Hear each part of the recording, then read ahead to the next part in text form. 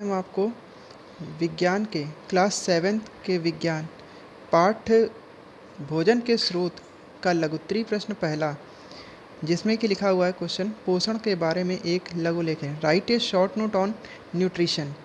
पहला क्वेश्चन आता है, इसमें हेडिंग न्यूट्रिशन है।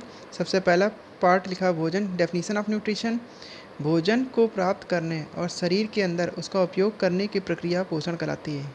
मतलब हम जो भोजन ग्रहण करते हैं, शरीर के अंदर कुछ न कुछ उस भोजन की प्रोसेसिंग होती है। यह पूरी प्रोसेसिंग क्या कहलाती है? पोषण कहलाती है। अब बात करते हैं टाइप ऑफ न्यूट्रिशन, पोषण की विधियाँ। पोषण की मुख्यतः दो विधि होती है, स्वपोषण और परपोषण। स्वपोषण दो शब्दों से मिलकर बना होता है, जिसमें स्व का अर्थ होता है स्वयं तथा पोषण का अर्थ होता है पोषक पदार्थ लेना। अर्थात पोषण की वह विधि जिसमें सभी जीवधारी साधारण पदार्थों से अपना भोजन स्वयं बनाते हैं, स्वपोषण कहलाते हैं। जैसे सभी हरे पेड़ पौधे सूर्य के प्रकाश की उपस्थिति में कार्बन डाइऑक्साइड और जल की सहायता से अपने भोजन का निर्माण स्वयं बनाते हैं, इसीलिए इसे स्वपोषण कहते हैं। ये स्वपोषण का बहुत ही अच्छा उदाहरण होता है हरे पेड़ पौधे। परपोषण या विषमपोषी परपोषण दो शब्दों से मिलकर बना होता है, जिसमें पहला पर और दूसरा पोषण। पर का अर्थ होता है दूसरे, पोषण का अर्थ होता है पोषक पदार्थ लेना।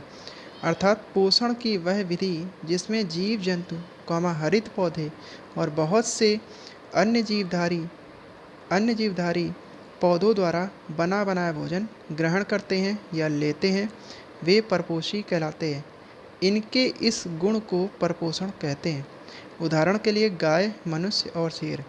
ये सभी उदाहरण जो है गाय, मनुष्य और शेर अपने भोजन के लिए हरे पेड़ पौधों पर आश्रित रहते हैं, इसीलिए परपोषण का बहुत ही अच्छा उदाहरण होता है।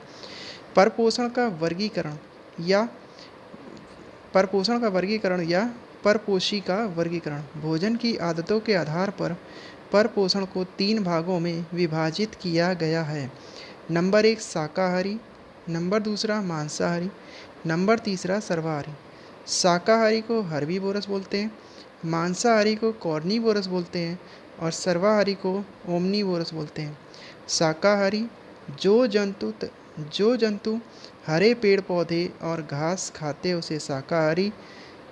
उदाहरण के लिए गाय, बकरी, खरगोश आदि। मांसाहारी जो जंतु दूसरे जानवरों का मांस खाते हैं उसे मांसाहारी कहते हैं, जैसे शेर, चीता आदि। सर्वाहारी जो जंतु पेड़ पौधों व जानवरों के मांस को खाते हैं उसे सर्वाहारी कहते हैं, जैसे मनुष्य, कुत्ता, भालू, कौवा आदि।